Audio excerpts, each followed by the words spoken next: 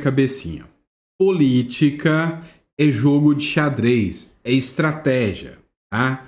Não pense que o Bolsonaro acorda, sai de casa hoje com uma tornozeleira no pé e fala: "Ah, eu vou fazer uma passeata que tô com saudade de uma passeata".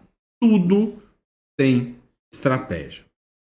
E eu vou explicar para você, né, qual é essa estratégia do Bolsonaro com a motociata que ele já tem planejado. Inclusive, a mídia, cara, a Jovem Pan, falando que é a última motociata vida do Bolsonaro.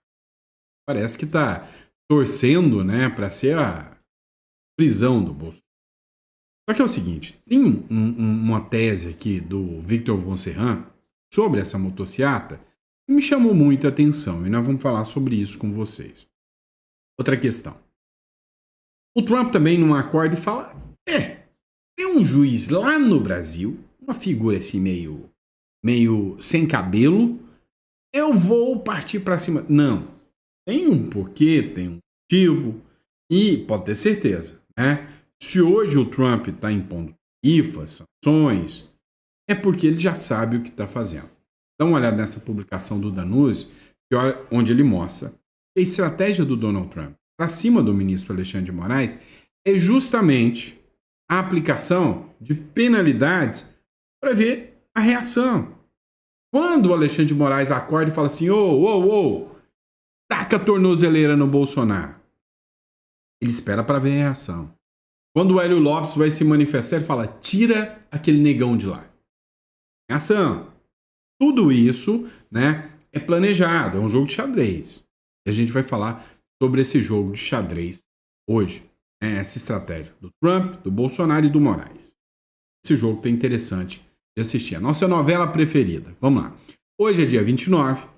Esse é o nosso último editorial do dia. Muito obrigado pela confiança, pela credibilidade que vocês têm no nosso trabalho. Vamos entender tudo isso que está acontecendo aqui na República das Bananas. Não esquece de se inscrever no canal. Você busca um canal que traz informação com qualidade, né, com relevância para você. Esse é o canal certo, tá? Então, seja muito bem-vindo. E para você, né, que busca estruturar o seu patrimônio, já ouviu falar sobre holding e offshore? É o seguinte, você já parou para pensar que aqui na República Tupiniquim é o país, né, onde você tem o X do Elon Musk atuando aqui, e aí se você, né, entra em briga com o juiz, a sua outra empresa e os sócios da outra empresa podem ser sancionados lá da Starlink, né, podem ser sancionados, né, no lugar. Pois é, não tem segurança jurídica nenhuma. E internacionalizar sua estrutura, às vezes pode ser a segurança jurídica que você precisa, tá? Então, se você já pensou em fazer uma holding ou uma offshore, procure-nos, tá? Tá aqui na descrição o contato do nosso escritório. Fechado?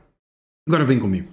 Vamos falar de política, que eu sei que você está aqui por isso, não são os lindos olhos azuis, e vamos falar sobre a motociata do Bolsonaro. Vem comigo.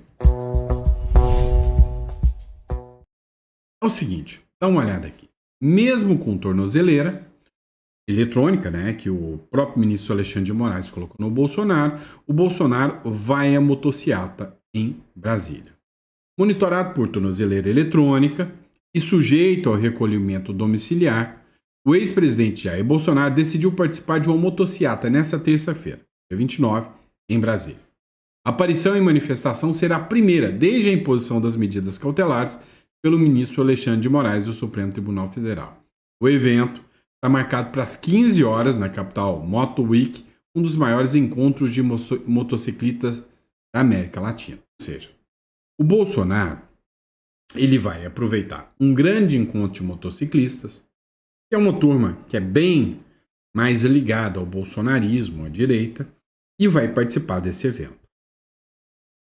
O Bolsonaro não pode dar entrevista. Por quê? Porque se algum jornal, decisão de terceiro, publicar isso na rede social, o Bolsonaro se lascou. O que o Bolsonaro está fazendo? Está dobrando a aposta. Ele quer aparecer em público, sem ser em entrevista, mas ele não quer sair da mídia. Ele não pode sair da mídia. O que o PT e o ministro Alexandre de Moraes estão querendo em relação ao Bolsonaro é eliminá-lo do jogo político. Então o Bolsonaro tem que ter eventos agora que ele vai aparecer calado, para que ele não saia da mídia, para que ele não saia, né, do cenário político, porque é isso que o PT e o ministro Supremo Alexandre de Moraes estão preparando contra ele. Dá uma olhada nessa matéria da Jovem Pan. O Bolsonaro deve fazer a sua última motociata da sua vida em evento nessa terça-feira, segundo aliados. Né? Já rolou essa motociata durante o Capital Moto Week, tradicional evento que reúne centenas de milhares de motociclistas de várias regiões do Brasil. Jair Bolsonaro deve marcar presença em uma motociata em Brasília. A informação foi confirmada pelo Gustavo Gaia. Neste ano, o festival realizado a cerca de 13 quilômetros do centro da capital federal já reúne mais de 340 mil participantes.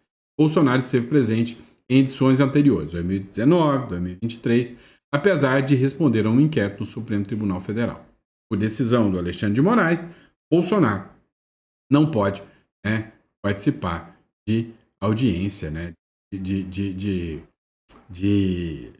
reuniões, de entrevistas, nem nada. E aí, aqui, né, o pessoal perguntando, mas peraí, por que o último? Haverá motociata da Vitória no ano que vem? Ó, nunca vi tanta injustiça com uma pessoa só. Último não, muitas que virão. E tá todo mundo falando, mas peraí, por que a Jovem Pan tá falando que é a última motociata da sua vida? Bolsonaro já está condenado. Essa é a grande questão. A aposta da Jovem Pan, a aposta da mídia, é que o Bolsonaro já era condenado, já era. Só que não é bem assim, né? Porque tem muita água que vai rolar debaixo da ponte. Né? Nada está perdido. O cenário político a gente já viu que ele é camaleônico. O Victor von Serran escreveu o seguinte: a oposição do Senado mudou de estratégia. E isso parece interessante. Ao invés da anistia, vão pedir um impeachment do Xerxes, que é o Alexandre de Moraes, né? Some isso, a lei Magnitsky chegando. E a grande adesão à motociata de Bolsonaro. No mínimo, 350 mil pessoas já marcaram presença. E devido ao fato, né, de saber que o Bolsonaro vai agora, um monte de motociclista está indo, porque não é uma manifestação pró-Bolsonaro. É um evento de motociclistas. O Bolsonaro só está lá. Não dá para ser perseguido pelo Alexandre de Moraes. Teremos o maior movimento de pressão de um ministro da história no Brasil. Ou seja, ele acredita que Senado e vai ter uma pressão muito grande contra o ministro Alexandre de Moraes. Segundo o Victor von Serran, o Alexandre de Moraes não terá perdão. Será o primeiro sancionado.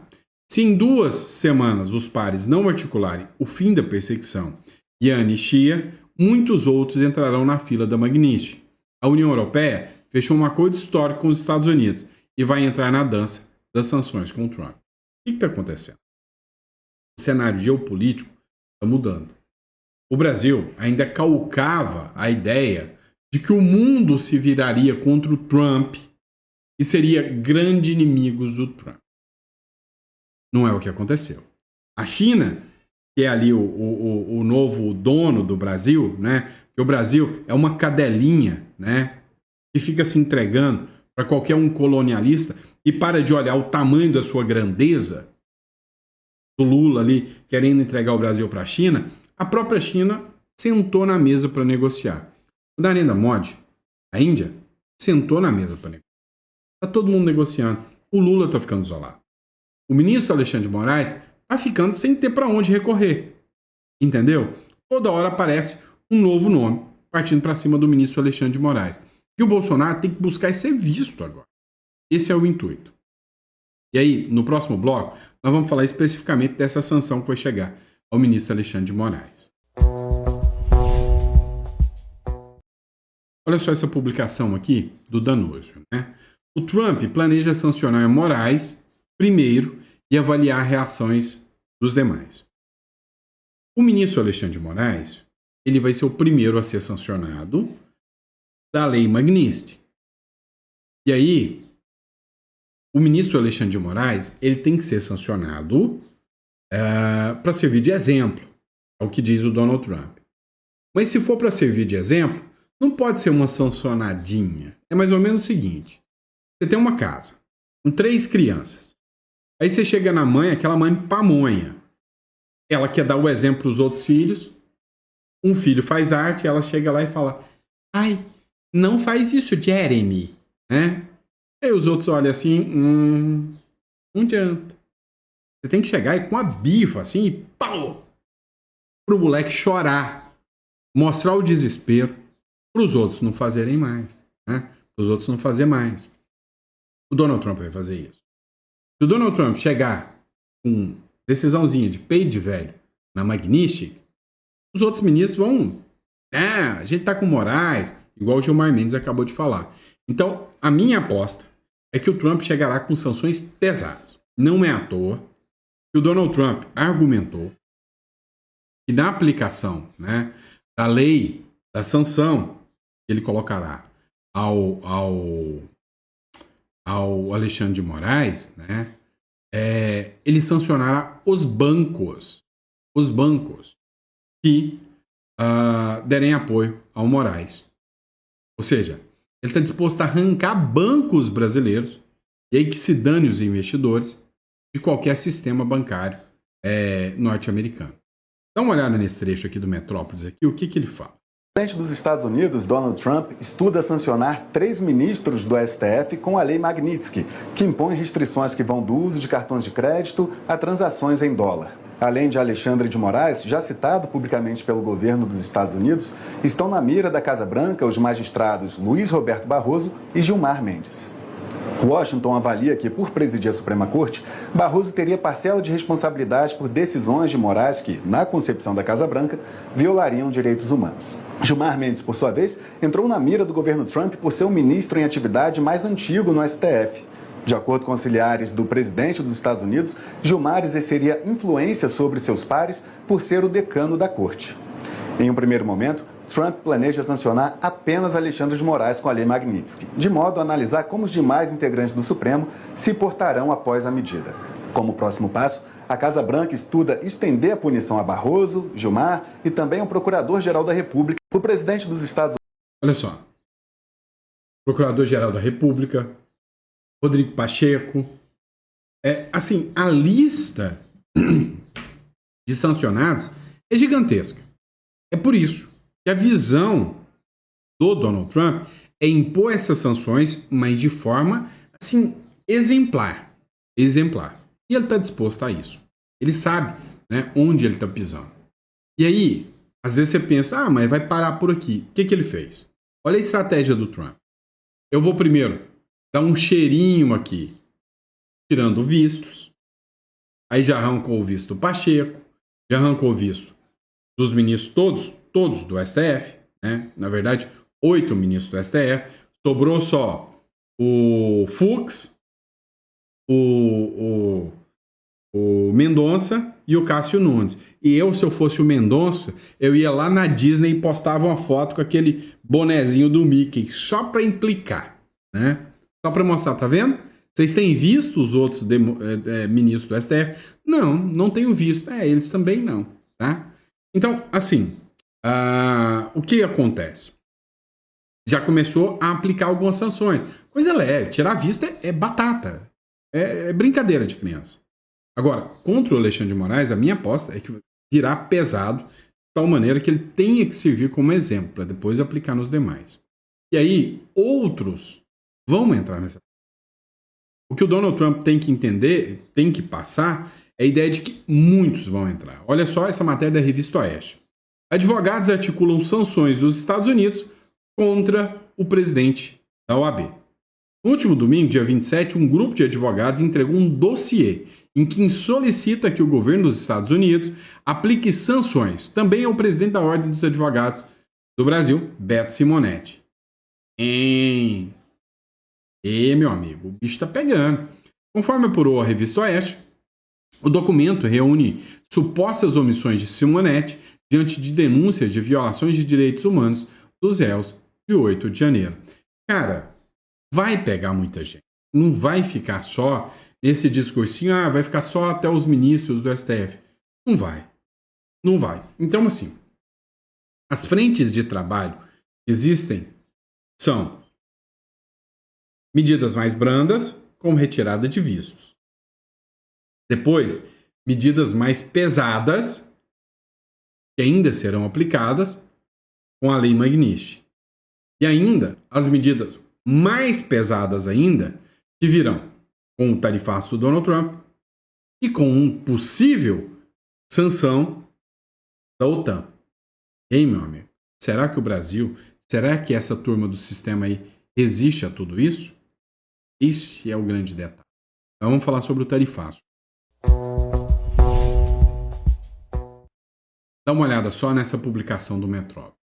O governo Lula acende alerta e teme o impacto do tarifaço em 2026. O que está acontecendo?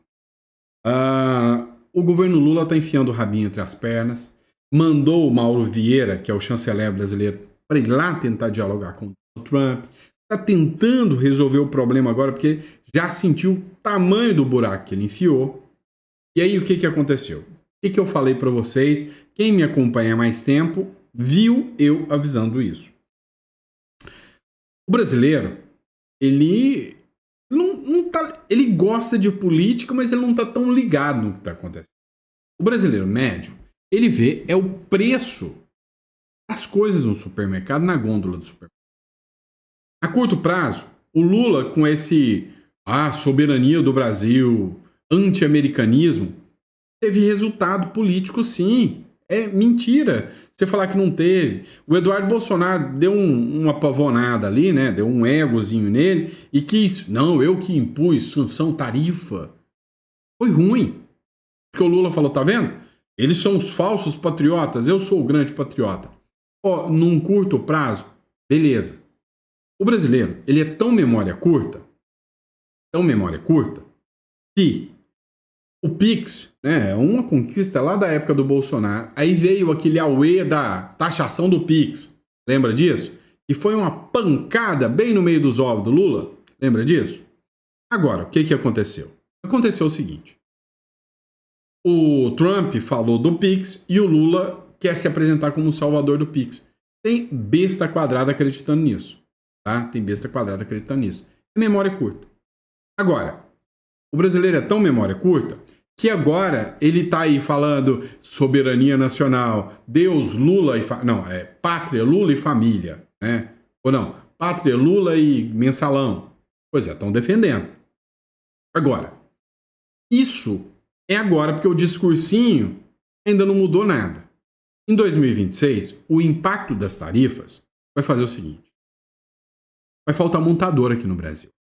É, meu amigo. Você acha que os carros vão querer produzir? O brasileiro está quebrando. O cara lá que vai vender aqui para o Brasil tem tarifa pesada também. Você acha que ele vai continuar produzindo para mandar coisa aqui para o Brasil se o Brasil retalhar? Não vai. Então o que acontece? Vai faltar alguns produtos importados aqui dentro do Brasil. Vai ficar mais caro. Insumos para o agro vai ficar mais caro. Nós vamos pegar uma inflação pesada. 2026, o que vai pesar no colo do Lula? O que vai pesar? O preço das coisas. Mas, Sandro, em 2026, eu ouvi falar por aí que as eleições não serão justas. Beleza, esquece isso. O que eu estou falando é 2026. Um ovo, R$6 cada ovo, é um monte de brasileiro passando fome e o povo fazendo auê e indo para a rua contra o Lula. Com o apoio do Trump. Então vamos lá. O que acontece? Diferente de Venezuela, nós ainda não somos uma Venezuela. Se tiver eleição, o povo resolver se manifestar e o Lula colocar tanque nas ruas e começar a desaparecer gente, o Trump vai entrar. Entenderam? O Trump vai entrar. Então, o jogo está pesado. O que eu falei para vocês há 3 semanas, quando o Trump anunciou as tarifas? Falei, o Lula tá gostando, tá achando bom, né? Ele vai ver, a hora que acabar a vaselina, se ele vai achar tão bom assim. Porque o que vai acontecer? Vai acontecer o seguinte, o preço das coisas vai estourar. O povo vai para as ruas. O povo vai começar. Lembra, não é por 20 centavos? Vai estourar um movimento daquele. E eu quero ver como que o Lula vai segurar isso. Não vai conseguir. Pode ter certeza. Vamos lá. E aí, quem está querendo ser o salvador da pata? O Alckmin. O Alckmin. Governadores querem tratar de tarifaço com o Alckmin e descartam falar em anistia. O governador do Distrito Federal, Ibanez Rocha, pediu ao vice-presidente da República, o Geraldo Alckmin, que fosse feita uma reunião com todos os governadores para tratar do tarifaço dos Estados Unidos. Embora não tenha data definida, o encontro deve ocorrer antes do dia 1º de agosto, quando entra em vigor a sanção americana. A informação é do Metrópole. O Lula é um pária internacional. Então, os governadores estão articulando o seguinte, olha, o que vai nos sobrar é, já que o Lula não consegue falar com o Trump, vamos ver se o Alckmin pode tentar negociar essas tarifas, porque o impacto vai ser gigantesco. Ó, de quebra, o que vai acontecer? Vai dar ruim para o Lula? Vai. Mas para os governadores que acreditam em eleição, vai dar ruim para eles também? É lógico. Todo mundo vai falar, ixi, olha o preço do ovo, olha que governador ruim. A culpa é de todo político. Então os governadores estão com medo disso. Querem negociar com o Alckmin. Ficou feio para quem? Para o Tarcísio. Né? A base está falando, se o Tarcísio comparecer nessa reunião com o Alckmin, esquece o voto do eleitorado bolsonarista. O Tarcísio tem que mandar um belo dane-se para o governo Lula e não pode dialogar com o Alckmin. E detalhe, adianta o que reunir com o Alckmin? Você acha que é o Alckmin tentando negociar que eles vão reduzir o tarifaço? Esquece. A questão é política, não é econômica. E enquanto o Lula for presidente, a questão continua sendo política. É o cara alinhado do BRICS, é o cara que quer ser o inimigo número 1 do Donald Trump. Enquanto o Lula é presidente, não vai acabar a tarifa. Lembra o que o Oineg falou no último editorial. Mas vamos lá. Vocês precisam entender o seguinte. O que está acontecendo? Lá em Washington, os senadores foram já. E para provar para vocês que não tem nada a ver com econômico, é político, olha o que a Mariana Sanches, do UOL, falou. Ou seja, não existem expectativa ou possibilidade de diálogo mais com Donald Trump. A expectativa é que esses senadores vão se encontrar amanhã com 6 senadores americanos no Congresso. Mas isso tem sido mantido, os nomes desses senadores têm sido mantidos em sigilo, justamente por temor dos brasileiros de uma interferência do Eduardo Bolsonaro, deputado federal, e o comentarista Paulo Figueiredo. Na semana passada, a gente trouxe na coluna a informação de que os dois já tinham atuado para intervir, para boicotar essa missão oficial do Senado brasileiro aqui, para tentar negociar as tarifas. Os dois que fizeram campanha ao longo de meses para que a Casa Branca impusesse punições ao Brasil numa tentativa de forçar o país a aprovar algum tipo de anistia ao ex-presidente brasileiro Jair Bolsonaro e a seus aliados.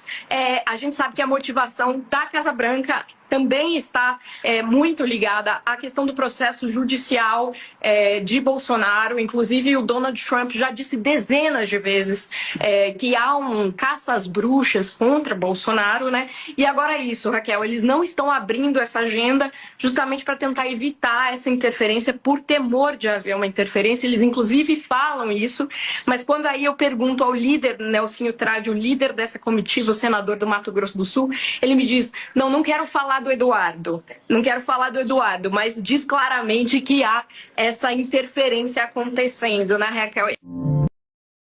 Você sabe o que é isso? Não quero falar do Eduardo? Medo. Agora eu te pergunto, você sabe quanto que custa esses senadores que foram lá para tentar negociar? Muito dinheiro. E quanto que custa o Eduardo Bolsonaro e o Paulo Figueiredo para os cofres públicos e para os seus impostos hoje? Nada. Agora, você está me dizendo que esse bando de senador tá com medinho do bananinha que vocês riam tanto da cara dele? É isso? Né? Quer dizer que ele é muito mais efetivo que esse bando de senador que foi lá e ouviu um não gigantão? Sabe por que eles não anunciaram uma agenda? Medo de passar vergonha. Tá? Medo de passar vergonha. Vamos lá. Olha, gostei dessa publicação aqui. Ó. Pela cara dos jornalistas, o desespero tá batendo. Cara, CNN Brasil, essa turma, né, não vai conseguir dialogar em nada. Dá uma olhada. deputado Giovanni Cherini que publicou. Sempre tem a primeira palavra. Para a gente ouvir do Lorival lá em Washington, se há qualquer indício, qualquer evidência, qualquer informação, Lorival, de que se estabeleceu algum tipo de diálogo com a Casa Branca. Não. Nem a Casa Branca, nem o Departamento de Estado. Não há nenhum diálogo, não há nenhum canal aberto e são os Estados Unidos que não querem esse canal. Realmente, a ordem do presidente Trump é de congelar essas relações com o Brasil, de adotar mais medidas que devem vir nos próximos dias contra autoridades brasileiras e de seguir nessa escalada no campo político. Então, realmente, os canais que se abriram hoje foram com o empresariado americano. Acho que a gente vai falar ainda sobre isso, né? Mas no campo político as portas estão realmente fechadas. Pois é, no campo político as portas estão fechadas, não para o Eduardo Bolsonaro e não para o Paulo Figueiredo, que nem é político, estão com medo deles. Mas peraí, continua, né? Essa aqui é boa, tá? Ele continua falando que o Marco Rubio adquiriu uma verdadeira ojeriza pelo governo Lula. Dá uma olhada o que o Lorival Santana falou aqui sobre, né, o principal articulador do Donald Trump. Marco Rubio realmente ele adquiriu uma verdadeira ojeriza pelo governo Lula. Então, esse é um foco bastante importante, sim. E neste momento, não adianta tentar uma conversa entre o Lula e o Trump, ou entre o chanceler brasileiro e o secretário de Estado americano. Realmente há uma animosidade muito grande neste momento. Essa oportunidade já passou e foi... e estou fazendo aqui uma análise e nenhum tipo de juízo de valor sobre se está certo ou se está errado. Estou dizendo assim, essa oportunidade já foi perdida um tempo atrás com os discursos do presidente Lula, em que foi levado para o presidente Trump como sendo tentativas do Lula de humilhar o Trump. E isso, inclusive, foi comunicado hoje aos senadores brasileiros, que foi explicado isso para os senadores brasileiros, que a situação política é realmente muito ruim e que agora o que tem de mais assim factível neste momento mesmo é tentar obter algumas exceções para alguns setores brasileiros e tentar separar a parte comercial da parte política, porque a parte política realmente é algo que parece inevitável, assim, do ponto de vista da escalada. Como eu já tinha trazido essa apuração antes, eu confirmei hoje que há realmente, né, um plano já desenhado assim, de uma escalada que pode culminar realmente na suspensão das relações diplomáticas, na volta da embaixadora brasileira. E a sensação das pessoas aqui em Washington é de que o governo brasileiro também não se importa muito, assim. Só a sensação de que não se importa? Eles sabem que o governo brasileiro, na verdade, ele quer ser inimigo dos Estados Unidos. Vamos ser sinceros aqui. Bolsonaro virou muleta. Muleta? Como assim, Sandro? Bolsonaro virou muleta? É o seguinte, o Lula, cara de pau, né? Falar que a culpa, a questão é do Bolsonaro. Cara de pau dos jornalistas. Não, mas é por causa do Bolsonaro. Não é. Todo mundo sabe que é por causa das falas do Lula. É o BRICS tentando desvalorizar o dólar. É o Brasil fechando acordos do judiciário brasileiro com o judiciário chinês. É dos chineses vindo aqui no Brasil para tentar regulamentar e censurar a rede social. E aí ele usa, mas a culpa é do Bolsonaro. Isso é muleta. A verdade é que a culpa todo mundo já sacou, né? Você viu a cara de desespero aqui do Lorival Santana aqui, né? Sabe, ai, depressão, ai, que depressão, né? Do Lorival Santana aqui. O que vocês têm que entender? Todo mundo já viu. O Brasil virou, né? Uma pária internacional, uma vergonha internacional. Você viu a publicação, a nova publicação da Veja? Viu não? Vem cá que eu te mostro. Ó, Milei e Modi, ainda Modi, lideram índices de popularidade mundiais. O Lula. O Lula. O pai dos pobres. O grande estadista. Fica na lanterna. O petista aparece em 18º lugar com 32%. Bem atrás do presidente dos Estados Unidos, Donald Trump, que está em 8º%. Todo mundo falando, o povo está odiando o Donald Trump. Pois é, odeia muito mais o Lula. Um Donald Trump incomoda muita gente, um tal de Lula incomoda muito mais, né? Ou seja, não adianta. O povo brasileiro não gosta do Lula. Eles tentaram empurrar a goela abaixo. E o Lula vai ser presidente em 2026? E tem coisa esquisita, né? Tem coisa esquisita. Vamos lá. Às vésperas do tarifaço, Lula pede que Trump reflita a importância do Brasil. Para o presidente, os culpados pela tarifa de 50% deve ser validada em 1º de agosto são Eduardo e Jair Bolsonaro. Muleta. O culpado é Lula. Lula. Reflita a importância do Brasil. Renuncia. Reflita a importância do Brasil. Faz isso para nós, né? Ou seja, o pior que se pode ter hoje no Brasil é ter Lula como presidente.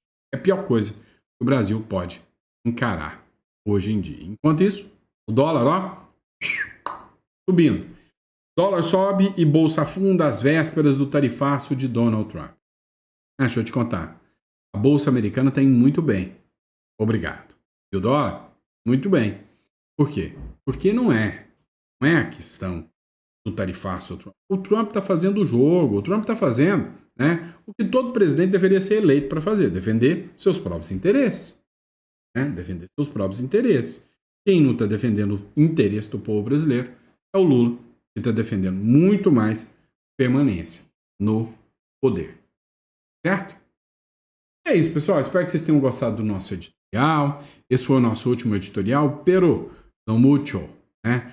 Não menos importante. Então, muito obrigado pela confiança de vocês, pela credibilidade. E amanhã, se o Papai do Céu permitir, a gente está de volta com mais um editorial, mais um bate-papo. A gente está aqui juntinho com vocês. Fechado? Grande abraço e até o próximo editorial.